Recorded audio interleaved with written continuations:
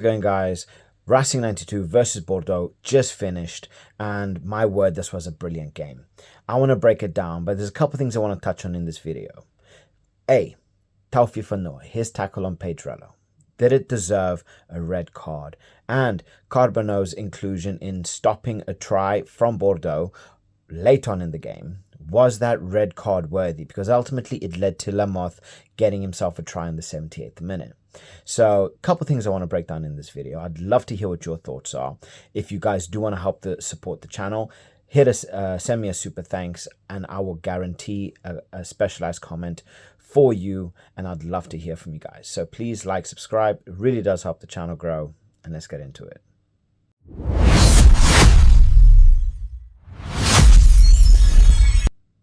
Now, this really was a game that Racing took. They met the bull and they took it by the horns and just strangled it down so early on in the game. Carbonneau coming in early with a try, Spring getting himself a hat-trick relatively quickly. I think he managed to get his hat-trick within 17 minutes of open play. The guy was absolutely phenomenal. Ultimately ended up going off later on in the game, but the performance that he had was phenomenal. The guy, he was damn near enough impossible to touch if he wasn't, skipping past players. He was just annoying. He was grabbing hold of everybody in sight and really made himself an absolute nuisance, right? And then through that, Racing managed to just build on the points through penalties.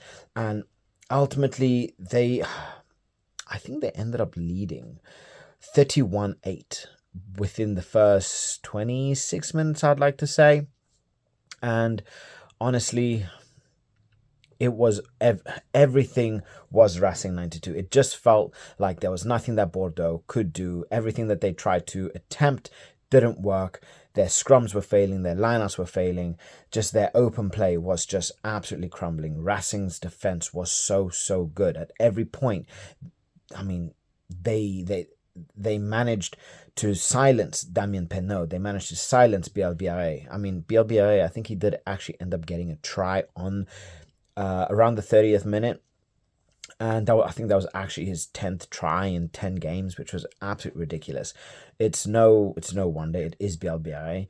So honestly, I'm not surprised there. It was only a matter of time before he ended up getting a try. The guy's phenomenal, but it was that work rate, it was that effort that Racing put in to absolutely nullify Bordeaux. They didn't allow them to get into the swing of things. They didn't allow them to play their phase play.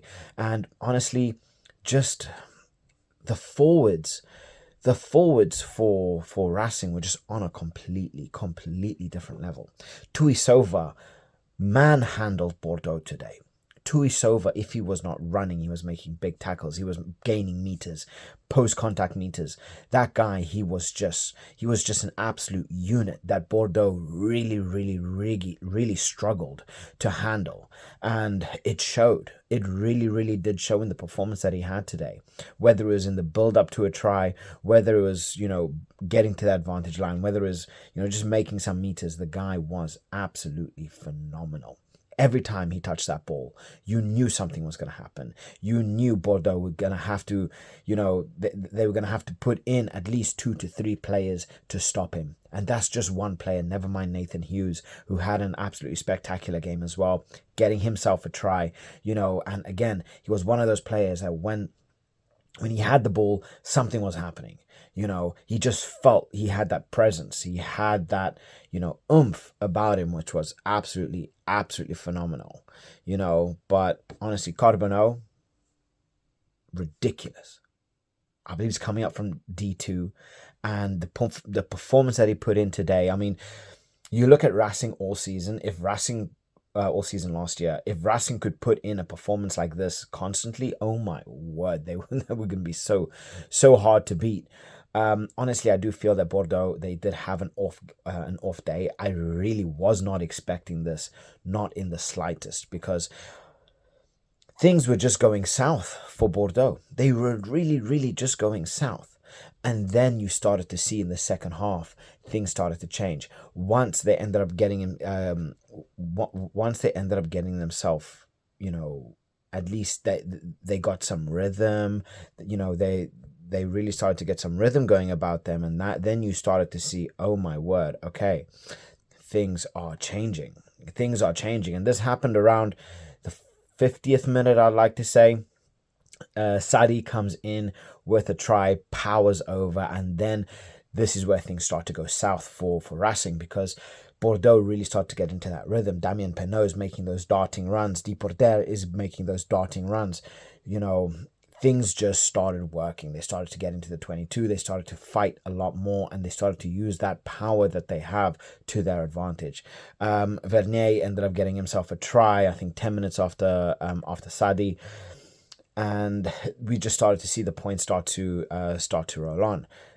What happens? Taufi Fanua ends up getting a red card. Now, technically, it was high, right? But Pedrello is such a small guy comparing to Taufi Fanua. Taufi Fanua is a giant human being.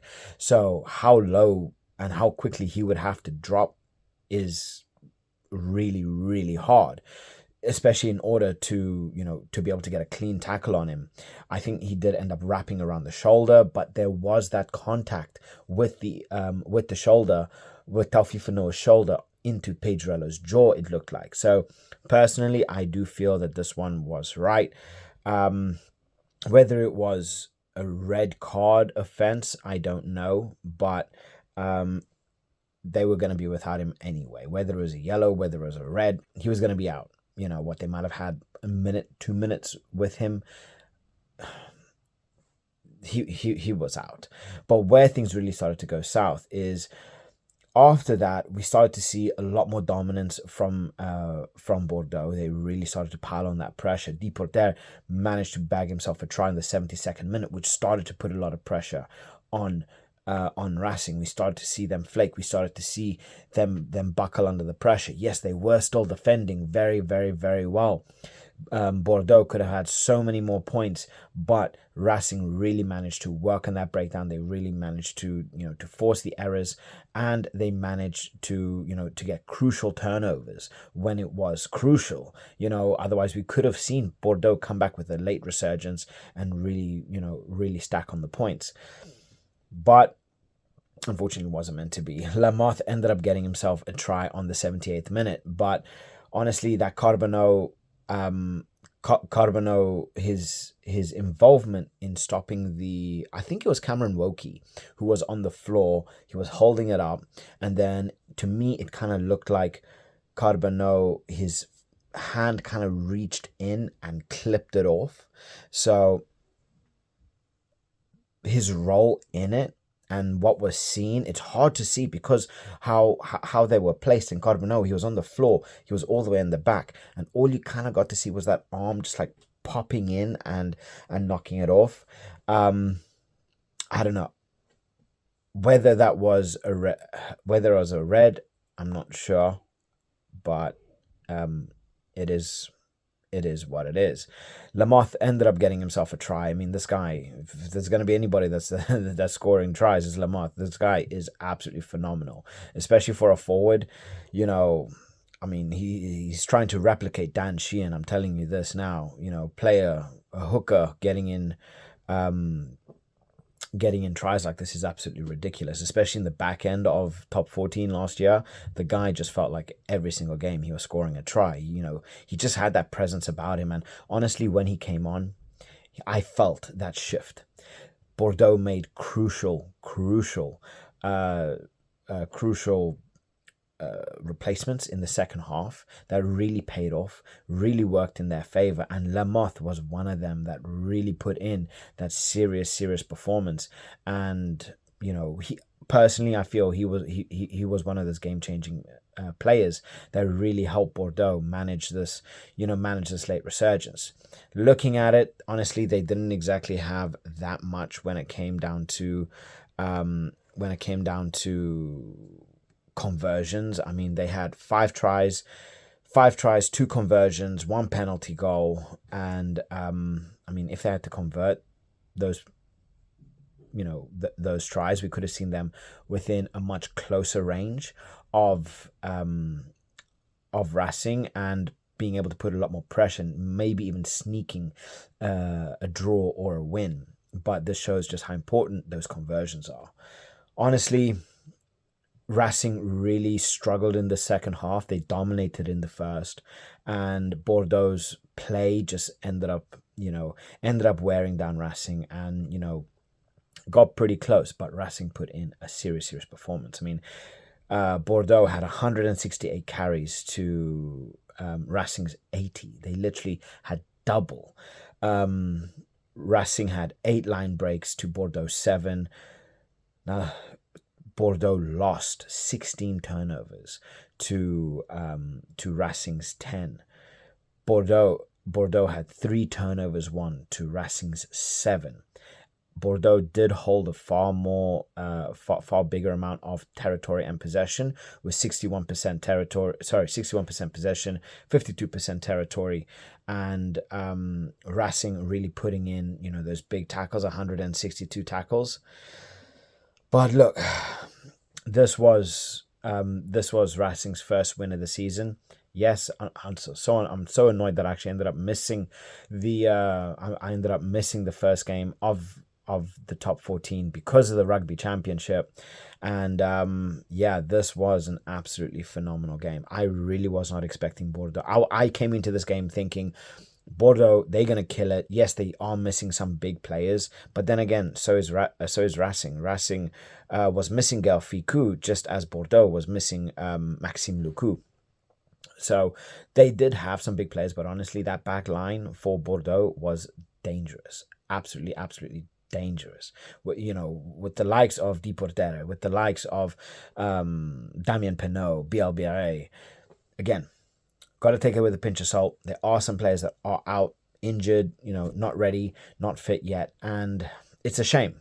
But Racing put in an absolutely stellar performance, and Bordeaux crumbled, unfortunately. They crumbled under that early pressure. They crumbled under, that sheer physicality that Racing had and what they brought.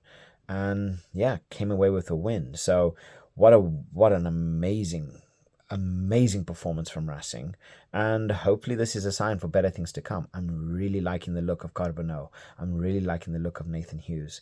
Cameron Wokey, I thought he played pretty well. Obviously, last year he was with Racing, so this is his first meeting with his old club. I thought he played pretty well. He was quiet at times, but he's only going to get better. The guy is absolutely phenomenal. He's a real talent. So it's going to be interesting to see how he ends up developing with Bordeaux and that fast, progressive style of play. But I'd love to hear what your thoughts are in relation to this. I thought it was absolutely phenomenal. Both teams played really, really well. The first half was complete Racing. Second half was just complete Bordeaux. But Racing did just enough in the first half to really put through, a scoreline that was going to be very difficult to maintain. Difficult to lose. Honestly, by the 60th minute, I was like, you know what? The way Racing is playing, they got this. They're on, and absolutely phenomenal. So drop your thoughts in the comment section below. I'd love to hear your thoughts, and I'll catch you guys in the next one. Bye.